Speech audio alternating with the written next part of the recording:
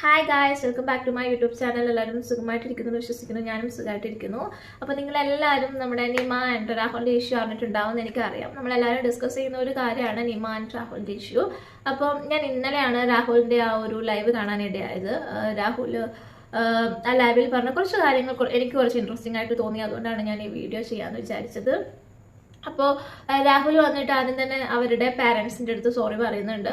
Like ഞാൻ നിമേനെ ഉപദ്രവിച്ചു എന്നുള്ളത് മാത്രമാണ് ഞാനൊരു ചെയ്തൊരു തെറ്റ്, അല്ലാതെ ഞാൻ സ്ത്രീധനമൊന്നും ചോദിച്ചിട്ടില്ല, ഇങ്ങനെയൊന്നും പറയല്ലേ എന്നൊക്കെ പറഞ്ഞിട്ട് ഭയങ്കര ഒരു നിഷ്കുവായിട്ട് ഭയങ്കര ഒരു പാവമായിട്ടാണ് നമ്മുടെ രാഹുൽ ആ ലൈവിൽ പറയുന്നത്. ആ വീഡിയോയിൽ അവനെ കണ്ടപ്പോഴത്തേക്കും എനിക്ക് ശരിക്കും തോന്നിയത് എന്താണെന്ന് വെച്ചാൽ ഈ കുട്ടി ഇത്രമാത്രം പേടിപ്പിച്ച് വെച്ചിരിക്കുന്ന ആൾ തന്നെയാണോ ഈ വീഡിയോയിൽ വന്ന് സംസാരിക്കുന്നതെന്ന്. അത്രമാത്രം സോഫ്റ്റ് ആയിട്ട് പൊളൈറ്റ് ആയിട്ടാണ് അതിൻ്റെ അകത്ത് ആ വീഡിയോയിൽ ഈ രാഹുൽ സംസാരിക്കുന്നത്. ഞാൻ അവളെ തല്ലിയെന്നല്ലാതെ ഞാൻ വേറൊന്നും ചെയ്തിട്ടില്ല. അത് എന്താണ് വളരെ സിമ്പിളായിട്ട് അവൻ അങ്ങനെ പറഞ്ഞു പോവാണ്. എങ്ങനെയാണ് അവൻ ആ കുട്ടീനെ തല്ലിയിരിക്കുന്നത്? ചെറിയൊരു മോളെ എന്നിട്ട് ഇങ്ങനെ അടിച്ചിരിക്കുന്നതാണോ? അല്ലല്ലോ. ആ കുട്ടിക്ക് ഇപ്പം എന്താണ് അത്രയും ഫിസിക്കലി ആ കുട്ടി വയ്യാണ്ടായിരിക്കുകയാണ്. അതുപോലെ തന്നെ ഇവൻ പറയുന്നുണ്ട്, നിമയുടെ ബ്രദർ വന്നിട്ട് കൊണ്ടോട്ടിയിലൊക്കെ എനിക്ക് ആൾക്കാരുണ്ട്, നിന്നെ തല്ലും എന്നുള്ളൊരു ഭീഷണി എനിക്കുണ്ട്, അതുകൊണ്ടാണ് ഞാനിപ്പോൾ രാജ്യം വിട്ട് വന്നിരിക്കുന്നതെന്ന് പറഞ്ഞിട്ടുണ്ട്. എന്താണ് അതിൽ തെറ്റ്? ഒരു സിസ്റ്ററിനെ ഇത്രയും രീതിയിൽ ഉപദ്രവിച്ച് വെച്ചാൽ പിന്നെ അവൻ്റെ ചേട്ടൻ വന്നിട്ട് ഇവര് പൂമാലയിട്ട് സ്വീകരിക്കുമോ? ഏതൊരു ബ്രദറും പറയുന്ന രീതിയിൽ തന്നെയാണ് നിമയുടെ ബ്രദറും എൻ്റെ അടുത്ത് പറഞ്ഞിരിക്കുന്നത്. അതൊരു തെറ്റുണ്ടെന്ന് എനിക്ക് തോന്നുന്നില്ല. സ്വന്തം സിസ്റ്ററിനെ ഇത്രയും ക്രൂരമായിട്ട് ഉപദ്രവിച്ചു കഴിഞ്ഞാൽ ഏതൊരു ബ്രദറും പറയുന്ന കാര്യം മാത്രമാണ് നിമയുടെ ബ്രദറും പറഞ്ഞിട്ടുള്ളത്. അതിന് ഇവൻ രാജ്യം വിട്ടല്ലോ. ഇവനപ്പോൾ അടിയിൽ പേടിയുണ്ടല്ലേ? ഇവൻ അടിക്കുമ്പോൾ ഇവന് വേദനിക്കുന്ന അറിയാം അല്ലേ? സോ നിമയുടെ ചേട്ടനെ നാട് കിട്ടുമ്പോൾ ഇവന് വേദനിക്കുന്ന ഇവനറിയാം. അതുകൊണ്ട് ഇവൻ രാജ്യമേ വിട്ട് പുറത്തു പോയിരിക്കുകയാണ്. അപ്പോൾ ഇവൻ ആ കുട്ടീനെ ഉപദ്രവിക്കുന്ന സമയത്ത് ആ കുട്ടി എത്രമാത്രം കരഞ്ഞിട്ടുണ്ടാവണം, എത്രമാത്രം അവൾ റിക്വസ്റ്റ് ചെയ്തിട്ടുണ്ടാവണം ഇവനെ അടിക്കല്ലേ എന്ന് പറഞ്ഞിട്ട്. അത് കേൾക്കാതെ എന്തുമാത്രമാണ് ഇവൻ ആ കുട്ടി ഉപദ്രവിച്ച് വെച്ചിരിക്കുന്നത്.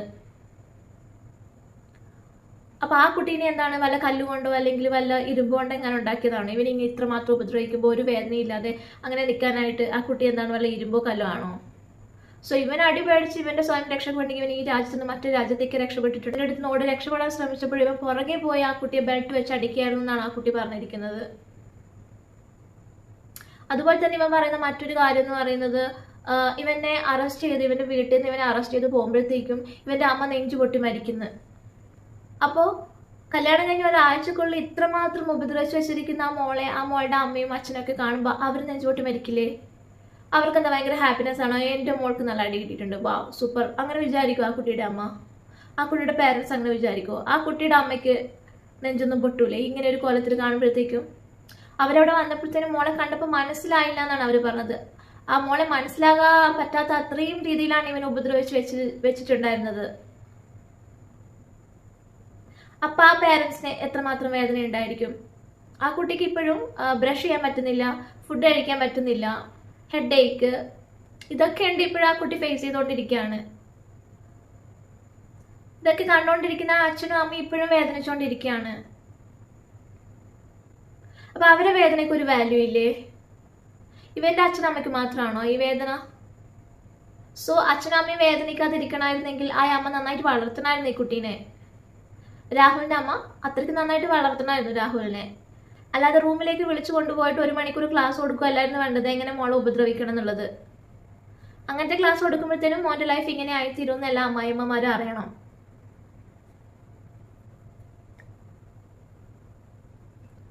അതുപോലെ തന്നെ ആ സ്ത്രീ വന്നിട്ട് മീഡിയക്കാരടുത്ത് പറഞ്ഞാൽ നമ്മളെല്ലാവരും കണ്ടുകൊണ്ടിരിക്കുകയാണ്. മോളെ അടിച്ചിരിക്കുന്നത് സ്ത്രീധനത്തിന്റെ പേരിലല്ല, അവൾക്ക് 3 കാമുകന്മാരുണ്ടെന്ന് മോൻ അറിഞ്ഞു. അപ്പോഴാണ് മോന് ദേഷ്യം വന്നിട്ട് മോളെ അടിച്ചതെന്ന്. അവൾക്ക് ചിലപ്പോൾ 3 അല്ല 30 കാമുകന്മാരുണ്ടാവും. അതിന് രാഹുലിനെ ആ കുട്ടീനെ അടിക്കാൻ ആരാണ് റൈറ്റ് കൊടുത്തത്? എന്ത് റൈറ്റാണ് രാഹുലിനുള്ളത് ആ കുട്ടീനെ അടിക്കാനായിട്ട്? അങ്ങനെ 3 കാമുകന്മാരുണ്ടായിരുന്നെങ്കിൽ ഇവർക്ക് നാളെ എന്തായാലും പാരൻസ് ഇവരുടെ വീട്ടിലേക്ക് വരുന്നുണ്ട്. അപ്പം മോളെ അവർ കൂടെ വിടാമായിരുന്നു. അല്ലെങ്കിൽ അവർ വിളിച്ച് ഡിസ്കസ് ചെയ്യും ഇങ്ങനെയൊക്കെയാണ് കാര്യങ്ങൾ, എന്താണ് നെക്സ്റ്റ് സ്റ്റെപ്പ്.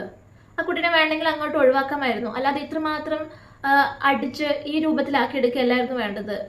പോരാഞ്ഞിട്ട് ഇവരുടെ ഒരു ക്ലീശ അമ്മായിയമ്മ ഡയലോഗ് ഉണ്ടല്ലോ, രാവിലെ എഴുന്നേക്കില്ല, മുറ്റം അടിക്കില്ല, കുളിക്കില്ല, നനക്കില്ല. ഇതൊക്കെ ഒരാഴ്ച ആയിട്ടുള്ളൂ. അതിനിടയിലാണ് ഇത്രയും കാര്യങ്ങൾ സംഭവിച്ചിരിക്കുന്നത്.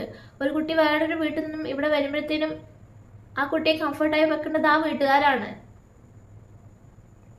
അല്ലാതെ വന്നതിന്റെ പിറ്റേ ദിവസം തന്നെ അവള് പണിയെടുക്കുന്നില്ല എന്ന് പറഞ്ഞ സ്ത്രീധനം പോരാ, ഗോൾഡ് എന്റെ മകൻ ഇതിനേക്കാളും കൂടുതൽ കിട്ടുമായിരുന്നു, കാറ് കിട്ടുമായിരുന്നു, ഇതൊക്കെ പറഞ്ഞ ആ കുട്ടീനെ കുത്തി നോവിക്കല്ലായിരുന്നു വേണ്ടിയിരുന്നത്. എന്നിട്ട് നെഞ്ചു പൊട്ടി മരിക്കും പോലും. ആ കുട്ടിയുടെ അമ്മയും അച്ഛനും അവിടെ നെഞ്ചുപൊട്ടി മരിക്കാതെയാണ് ഇരിക്കുന്നത്. പിന്നെ പോലീസുകാരുടെ കാര്യം പിന്നെ നമ്മൾ പ്രത്യേകിച്ച് എടുത്ത് പറയേണ്ട ആവശ്യമില്ലല്ലോ. ഏതൊരു സാധാരണക്കാരൻ പോലീസ് സ്റ്റേഷനിൽ പോയാലും ഫേസ് ചെയ്യുന്ന അതേ കാര്യം തന്നെയാണ് നിമയുടെ പാരന്റ്സും അവിടെ ഫേസ് ചെയ്തിരിക്കുന്നത്. പൈസ ആരെടുത്താനുള്ളത് അവരെ മാത്രമാണ് ഈ പോലീസുകാർ സപ്പോർട്ട് ചെയ്യാന്നുള്ളത് എല്ലാവർക്കും അറിയുന്ന കാര്യമാണ്. എല്ലാ പോലീസുകാരല്ലെങ്കിലും 90% അങ്ങനെ തന്നെയാണ്. പൈസ ആരെടുത്തുണ്ട് അവരെടുത്താണ് അവർ കൂറ് കാണിക്കുന്നത്. അതുതന്നെയാണ് ഇവിടെ സംഭവിച്ചിരിക്കുന്നത്. ഇപ്പൊ തന്നെ അവന് ജർമ്മനിയിലേക്ക് പോകാനായിട്ട് സഹായിച്ചിരിക്കുന്നത് പോലീസാണെന്നാണ് ഞാൻ വിചാരിക്കുന്നത്. 100% അവർ ഹെൽപ്പ് ചെയ്തിട്ടുണ്ടെന്ന് തന്നെയാണ് ഞാൻ വിചാരിക്കുന്നത്. അല്ലാതെ അവൻ പോലീസ് സ്റ്റേഷനിൽ ഉണ്ടായിരുന്ന സമയത്ത് ഇവർ പരാതി കൊടുക്കാൻ പോയപ്പോഴത്തേനും അപ്പൊ തന്നെ അവനെ അറസ്റ്റ് ചെയ്യാമായിരുന്നില്ലേ? ആ കുട്ടി അവർ കണ്ടതല്ലേ ഏത് രീതിയിലാണ് ആ കുട്ടി അവിടെ വന്നിരിക്കുന്നതെന്ന്. ആ കോലം കണ്ടപ്പോൾ തന്നെ ആളുകൾക്ക് മനസ്സിലാവുന്നുണ്ടാവും എത്രമാത്രം പീഡിപ്പിച്ചിട്ടുണ്ടെന്നുള്ളത്. അപ്പൊ തന്നെ അവനെ അറസ്റ്റ് ചെയ്യണമായിരുന്നു ഇവര്. എന്നിട്ട് എന്താണ് അവർ ചെയ്തത്? അവന്റെ തോള് കൈയിട്ട് നടന്നു. എന്നിട്ട് അവനോട് രക്ഷപ്പെടാനുള്ള വഴിയും പറഞ്ഞുകൊണ്ട് അവനെ രക്ഷപ്പെടുത്തി കഴിഞ്ഞതിന് ശേഷം ഭയങ്കരമായ മാസ് ആക്ടിങ്, വിദേശ ഏജൻസി, ലുക്കൌട്ട് നോട്ടീസ്, ഇതൊക്കെ ആരെ പറ്റിക്കാനാണ്? ഇവിടെ കയ്യിലുണ്ടായിരുന്നപ്പോൾ അറസ്റ്റ് ചെയ്തിട്ടില്ല. അപ്പൊ ഏതോ രാജ്യത്തേക്ക് രക്ഷപ്പെട്ടതിന് ശേഷം പിന്നെ അവിടെ പോയിട്ട് അവനെ കൊണ്ടുവരും എന്നൊക്കെ പറയുന്നത് ആരെ കാണിക്കാനാണ്? സോ പോലീസിനെ എടുക്കുന്നത് നമ്മൾ ഇത്രയൊക്കെ തന്നെ എക്സ്പെക്ട് ചെയ്താൽ മതി. ഇപ്പൊ പറയുന്ന പോലീസുകാർക്ക് പെൺമക്കളൊന്നും ഇല്ലേ? ഈ പറയുന്ന പോലീസുകാർക്കും പെൺമക്കളൊക്കെ ഉണ്ടാവുമല്ലോ. അവരിതിലൂടെയൊക്കെ പോകുമ്പോൾ മാത്രമേ അവർക്ക് ഇതിന്റെ വേദന മനസ്സിലാവുള്ളൂ. സോ എന്തായാലും നിമയുടെ പാരന്റ്സിനെ അപ്രീഷിയേറ്റ് ചെയ്തേ പറ്റത്തുള്ളൂ. കാരണം സൊസൈറ്റിനെ പേടിച്ചോ അല്ലെങ്കിൽ വേറെ എന്തെങ്കിലും ഒരു റീസൺ കാരണം ആ കുട്ടീനെ ആ വീട്ടിൽ ഉപേക്ഷിച്ചിട്ട് ഇവർ വന്നിട്ടില്ല. ആ കുട്ടീനെയും കൊണ്ടാണ് ഇവർ വന്നിരിക്കുന്നത്.